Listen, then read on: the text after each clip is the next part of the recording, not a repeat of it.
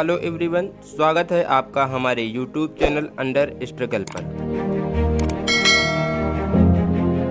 आज के इस वीडियो में आप जानेंगे कि जिसे आप आज तक ताजमहल जानते और बताते आए हैं वह वास्तव में एक शिव मंदिर है जिसका नाम तेजो महालय है। साथ ही इसके साक्ष्य भी जानेंगे जो कि अलग अलग विचारधाराओं द्वारा दिए गए हैं। तो बने रहिए अंत तक इस वीडियो में। हिंदुस्तान की धरती पर उत्तर प्रदेश नामक राज्य के एक छोटे से जिले आगरा में यमुना नदी के तट पर अवस्थित है भारत की वह ऐतिहासिक इमारत जिसे वर्तमान समय में ताजमहल के नाम से जाना जाता है। सफ़ेद पत्थर से निर्मित अलौकिक सुंदरता से परिपूर्ण ताजमहल न केवल भारत में बल्कि पूरे विश्व में अपनी पहचान कायम किए हुए है। ताजमहल को दुनिया के 7 आश्चर्यों में शामिल किया गया है तथा यूनेस्को ने इसे वर्ल्ड हेरिटेज साइट के रूप में संरक्षित भी किया हुआ है। भारतीय इतिहास के पन्नों में लिखा हुआ मिलता है कि ताजमहल को 5वें मुगल बादशाह शाहजहां द्वारा अपनी सबसे प्रिय पत्नी मुमताज के लिए बनवाया गया था। इसलिए ताजमहल को दुनिया भर में प्रेम के प्रतीक के रूप में भी जाना जाता है। ताजमहल के निर्माणकर्ता को जानने के लिए हमें मुगलिया इतिहास के पन्ने पलटने होंगे। आइए देखते हैं कि क्या कहता है मुगल इतिहास।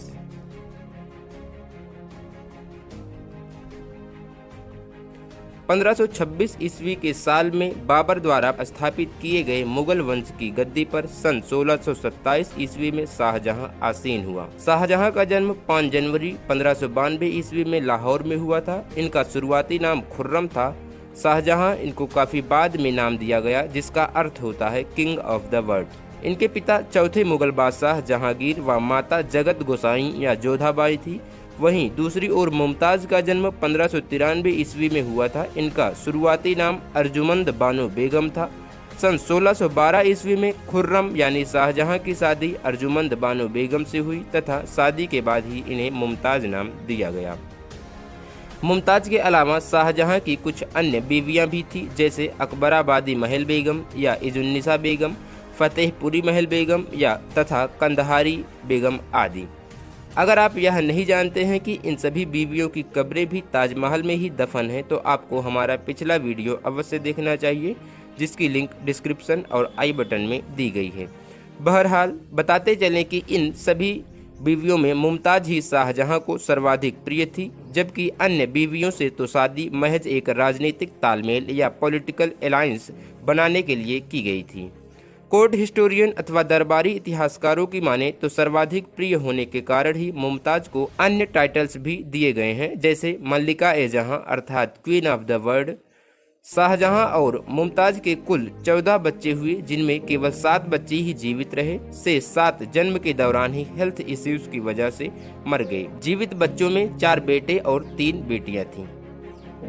एक रोचक तथ्य आपको बताएं तो मुमताज अपने वैवाहिक जीवन यानी 1612 ईस्वी से 1631 ईस्वी के बीच आधे से ज्यादा समय तक गर्भवती ही रही, क्योंकि जब वह अपने 14वें बच्चे को जन्म दे ही रही थी कि उनकी मृत्यु हो गई। यह दिन था 17 जून 1631 का।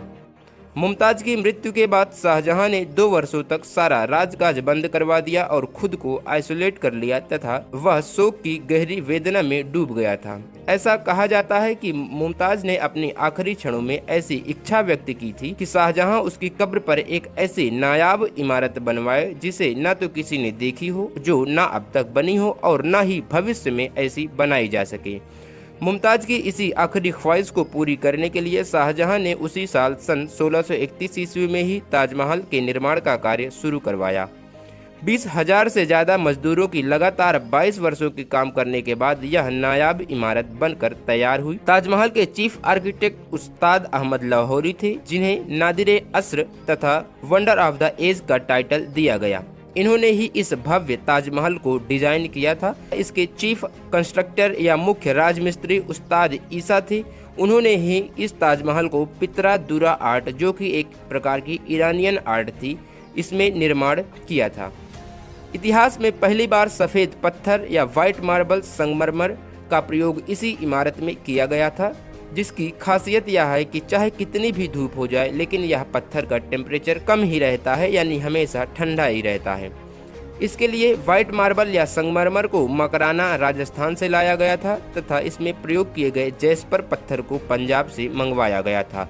वहीं जेड और क्रिस्टल को चीन से, टर्कोइस को तिब्बत से, सफायर को श्रीलंका से और कार्नेलियन को अरब से लाया गया था। इस प्रकार ताजमहल में प्रयुक्त विभिन्न पत्थर दुनिया के अलग अलग कोनों से आए हैं, इसलिए यह इतना भव्य, अलौकिक और अद्वितीय बन पाया है।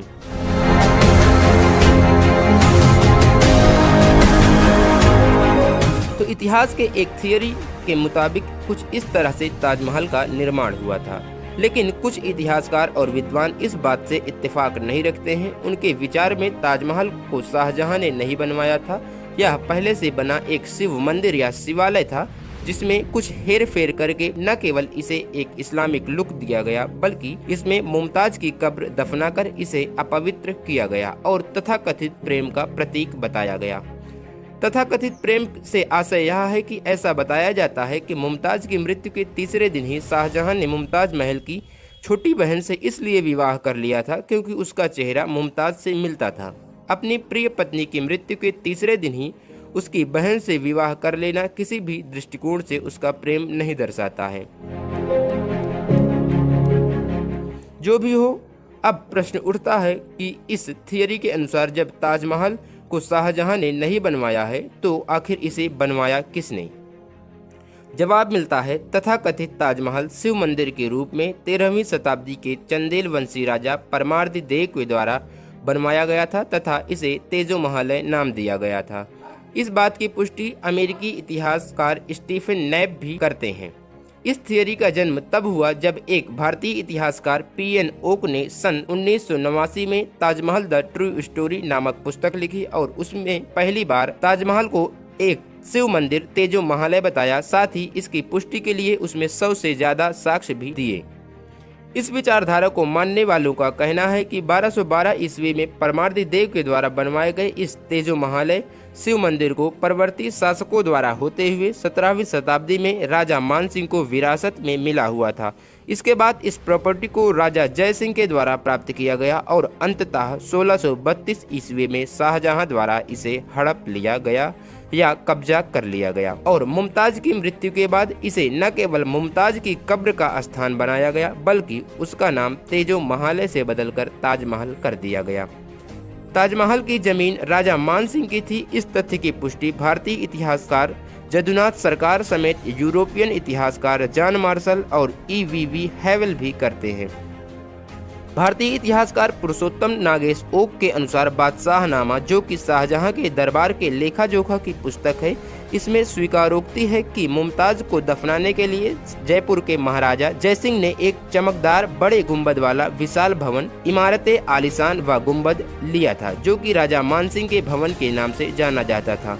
ताजमहल को किसी अन्य इमारत में फेरबदल करके बनवाने के पीछे एक दलील यह दी जाती है कि औरंगजेब ने सन 1662 ईस्वी में शाहजहां को एक पत्र भेजा था जिसमें उसने लिखा था कि मुमताज के 7 मंजिला लोकप्रिय दफन स्थान की इमारतें इतनी पुरानी हो गई हैं कि उसमें पानी चू रहा है और गुंबद के ऊपरी सिरे में दरार पैदा हो गई है। इसी कारण से औरंगजेब ने खुद के खर्च से इमारतों की तुरंत मरम्मत के लिए फरमान जारी किया और बादशाह से सिफारिश की कि बाद में और भी विस्तार पूर्वक मरम्मत कार्य करवाया जाए। 1662 ईस्वी में भेजा गया यह पत्र इस बात का साक्ष्य है कि शाहजहां के समय में ही ताजमहल इतना पुराना हो चुका था कि तुरंत मरम्मत करवाने की जरूरत हो गई थी। अर्थात शाहजहां इसे खुद निर्माण न करवाकर पहले से बनी किसी इमारत की मरम्मत करवाकर बनवाया था और पहले से बनी वह इमारत कुछ और नहीं बल्कि एक शिव मंदिर तेजो महालय था। इसी कारण भारत में स्थित यह ताजमहल लंबे समय से विवादों के जंजाल में उलझा रहा है तथा समय समय पर इसके अलग अलग पहलुओं पर कंट्रोवर्सीज होती रही हैं। विवादों में न उलझते हुए आइए बात करते हैं उन तमाम साक्ष्यों पर जिसके आधार पर तेजो महालय या शिव मंदिर होने का दावा किया जाता रहा है। शाहजहां के कंटेम्प्रेरी इतिहासकारों के compilation the Taj Mahal and illuminated tomb की माने तो राजा जय सिंह के शाहजहां से मैत्री संबंध थे। ऐसा बताया जाता है कि राजा जय सिंह आगरा में उसी जगह पर रहते थे जहां आज ताजमहल बना हुआ है। मैत्रीपूर्ण संबंध होने के कारण राजा जय सिंह अपनी जमीन शाहजहां को मुफ्त में देना चाहते थे। दरअसल शाहजहां और जय सिंह की नज़दीकी का कारण यह था कि अकबर का विवाह आमेर के राजा भारमल की पुत्री हरखाबाई से हुआ था। हरखाबाई अकबर के विश्वास पात्र मित्र मान सिंह की बुआ हुआ करती थी। इधर अकबर के पोते थे शाहजहां, उधर मान सिंह के पोते थे राजा जय सिंह। इस वजह से इनके मध्य मधुर संबंध थे। शायद यही वजह थी जिससे राजा मान सिंह अपनी प्रॉपर्टी फ्री में शाहजहां को देना चाहता था, किंतु शाहजहां ने मुफ्त में इसे न लेकर बदले में इसके 4 किले इसलिए दे दिया कि राजा जय सिंह बाद में यह क्लेम न कर सके कि यह प्रॉपर्टी उनकी है। इस बात की पुष्टि शाहजहां के द्वारा जय सिंह के नाम जारी किए गए एक फरमान से होती है। 28 दिसंबर 1633 के इस फरमान को आज भी जयपुर के सिटी पैलेस म्यूजियम में देखा जा सकता है। इस बात का जिक्र मुगलों के दरबारी लेखक अब्दुल हमीद लाहौरी द्वारा लिखी गई पुस्तक बादशाह नामा में भी मिलता है। इस प्रकार यह कहा जाता है कि शाहजहां ने 4 किलों के बदले में एक इमारत राजा जय सिंह से एक्सचेंज करी और फिर उसी में फेरबदल करके उसे इस्लामिक ढांचा दिया और बाद में वहां तथाकथित रूप से मुमताज की कब्र बनवाई। बाद में मुमताज की कब्र बनवाने से आशय यह है कि एक्चुअली मुमताज की मृत्यु बुरहानपुर किले में हुई थी, जो कि वर्तमान में मध्य प्रदेश में है। प्रारंभ में उसी किले से थोड़ी दूरी पर बुरहानपुर जिले के जैनाबाद में आहू खाना बाग में दफनाया गया था। वह इमारत आज भी वहां मौजूद है। बुरहानपुर में दफनाने के बाद कालांतर में उसे आगरा लाया गया। इस बात के प्रमाणित साक्ष्य अभी नहीं मिलते हैं कि बुरहानपुर में दफन ताबूत को आगरा कब लाया गया। इस प्रकार दूसरी थियरी ताजमहल को तेजो महालय बताती है। इसके लिए इस विचारधारा के पोषक इतिहासकारों, विद्वानों और बुद्धिजीवियों द्वारा ताजमहल के कुछ भागों पर ध्यान आकर्षित किया जाता है। आइए देखते हैं उन साक्ष्यों को। सबसे पहले ताजमहल के मुख्य गुंबद के किरीट का जो धातु कलश है, जिसे चांद सितारा बताया जाता है, वह देखने में किसी भी प्रकार नहीं लगता है। ताजमहल के गुंबद पर जो अष्टधातु कलश खड़ा है वह त्रिशूल आकार का पूर्ण कुंभ है। उसके मध्य दंड के शिखर पर नारियल की आकृति बनी हुई है। नारियल के तले 2 झुके हुए आम के पत्ते और उसके नीचे कलश दर्शाया गया है। उस चंद्राकार के नोक और उनके बीचों बीच नारियल का शिखर मिलाकर त्रिशूल का आकार बना है। हिंदू और बौद्ध मंदिरों में ऐसे ही कलश बने होते हैं, जबकि मुस्लिम धर्म में कहीं पर भी कलश और नारियल की महत्ता नहीं होती है। दूसरी बात महल शब्द पर आधारित है। प्रश्न उठता है, कब्रगाह को आखिर महल क्यों कहा गया? मकबरे को महल क्यों कहा गया? क्या किसी ने इस पर कभी सोचा है? क्योंकि पहले से निर्मित एक महल को कब्रगाह में बदल दिया गया। कब्रगाह में बदलते समय उसका नाम नहीं बदला गया। यहीं पर शाहजहां से गलती हो गई। उस काल के किसी भी सरकारी या शाही दस्तावेज एवं अखबार में ताजमहल शब्द का उल्लेख नहीं आया है। यहाँ तक कि औरंगजेब के समय तक भी कहीं भी महल शब्द का प्रयोग नहीं मिलता है। साथ ही अरब, ईरान, अफगानिस्तान आदि मुस्लिम जगहों पर भी एक भी ऐसी मस्जिद या कब्र नहीं है जिसके बाद महल शब्द आया हुआ है।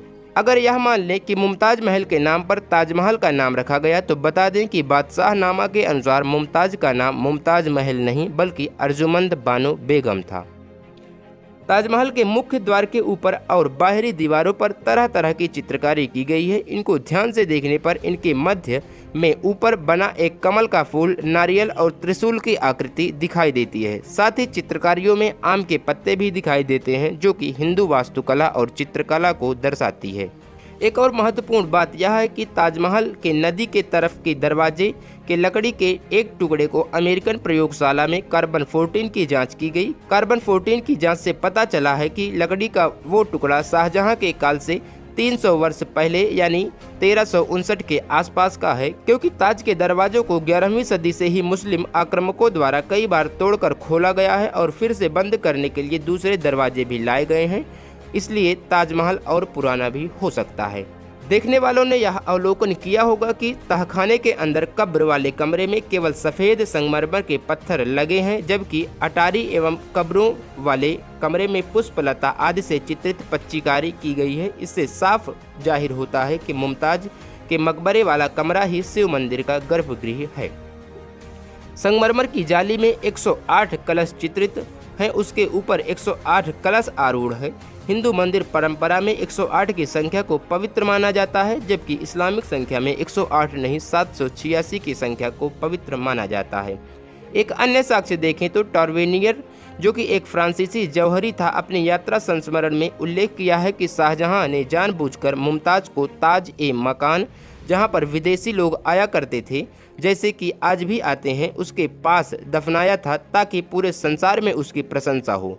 वह आगे और भी लिखता है कि केवल चबूतरा बनाने में उसकी इमारत बनाने से अधिक खर्च हुआ था। शाहजहां ने केवल लूटे गए तेजो महालय के केवल 2 मंजिलों में स्थित शिवलिंगों और अन्य देवी देवताओं की मूर्तियों के तोड़फोड़ करने, उस स्थान को कब्र का रूप देने और वहां के मेहराबों तथा दीवारों पर कुरान की आयतें खुदवाने के लिए ही खर्च किया था। मंदिर को अपवित्र करने, मूर्तियों को तोड़फोड़ कर छुपाने और मकबरे का कपट रूप देने में ही उसे 22 वर्ष लग गए थे। ईबी हावेल, श्रीमती केनोयर और सर डब्ल्यू हंटर जैसे पश्चिम के जाने माने वास्तुशास्त्री, जिन्हें की अपने विषय पर पूर्ण अधिकार प्राप्त है, उन्होंने ताजमहल के अभिलेखों का अध्ययन करके यह राय दी है कि ताजमहल हिंदू मंदिरों जैसा भवन है। हावेल ने तर्क दिया कि जावा के चांदी सेवा मंदिर का ग्राउंड प्लान ताजमहल के समान है। 4 छोटे छोटे सजावटी गुंबदों के साथ एक बड़ा मुख्य गुंबद होना हिंदू मंदिरों की विशेषता है। वहीं ताजमहल के जिन संगमरमर के पत्थरों में कुरान की आयतें लिखी गई हैं, उनमें थोड़ा पीलापन है, जबकि बाकी के व्हाइट मार्बल्स उच्च गुणवत्ता वाले संगमरमर के पत्थर हैं। यह इस बात का प्रबल सूचक है कि उन पत्थरों को बाद में शाहजहां के द्वारा लगवाया गया था। विंसेंट आर्थर स्मिथ अपनी पुस्तक अकबर द ग्रेट मुगल में लिखते हैं कि बाबर ने सन 1630 ईस्वी में आगरा के वाटिका महल में अपने जीवन से मुक्ति पाई थी। यह महल इतना बड़ा और भव्य था कि उसके जैसा कोई दूसरा भारत में नहीं था। पुस्तक में उल्लिखित वाटिका महल कोई और महल नहीं बल्कि वर्तमान ताजमहल ही था, क्योंकि इतिहास में आगरा में और कोई वाटिका महल की सूचना नहीं मिलती है। पुरुषोत्तम नागेश ओक ने इस बात का जिक्र भी अपनी पुस्तक में किया है कि ताजमहल के बगीचे में काले पत्थरों का एक मंडप था। उन्हीं में से एक पत्थर पर परमार्दी देव के मंत्री संलक्षण ने एक शिलालेख लिखवाया है, जिस पर वहां शिव मंदिर बनवाने का उल्लेख है। यह शिलालेख लखनऊ की वस्तु म्यूजियम की 3री मंजिल पर संरक्षित किया गया है। इस प्रकार सैकड़ों साक्ष्य ताजमहल को तेजो महालय मानने वाले विद्वानों द्वारा दिए गए हैं और दिए जाते हैं। ये साक्ष्य कितने सही और कितने प्रामाणिक हैं, इन पर अभी प्रश्न चिन्ह लगा हुआ है। हालांकि इन सभी सबूतों के गलत होने की संभावना भी बेहद कम है, किंतु अभी तक ताजमहल से किसी ऐसे साक्ष्य का इंतजार हम सभी को है जो इसे मंदिर या मकबरे के विवाद को सुलझा सके। तब तक के लिए हमें ASI द्वारा दी गई जानकारियों पर ही कंसेंट रहना चाहिए। मेरे विचार से तो इसके लिए दोनों पक्षों को खुले मंच पर आकर इसकी सत्यता की जांच करानी चाहिए। इसके लिए भारत सरकार को देश विदेश के सभी बड़े बड़े पुरातत्वविदों, इतिहासकारों और विद्वानों को बुलाकर बेस्ट टेक्नोलॉजी से इसकी सूक्ष्म जांच करवाना चाहिए, जिससे यह विवाद शांत हो सके। इस पर आपके क्या विचार हैं, इनको कमेंट सेक्शन में अवश्य बताएं कि यह ताजमहल है अथवा तेजो महल है। खैर, जो भी हो, हमें एक भारतीय होने के नाते ताजमहल पर गर्व होना चाहिए कि दुनिया का 7वां अजूबा भारत भूमि में विद्यमान है। यदि इस वीडियो में आपको कुछ जानकारी मिली है तो वीडियो को लाइक और शेयर करें तथा ऐसी ही तमाम बातों को जानने के लिए हमारे चैनल अंडर स्ट्रगल को सब्सक्राइब करें। आपने यहाँ तक वीडियो को देखा, इसके लिए धन्यवाद। जय हिंद।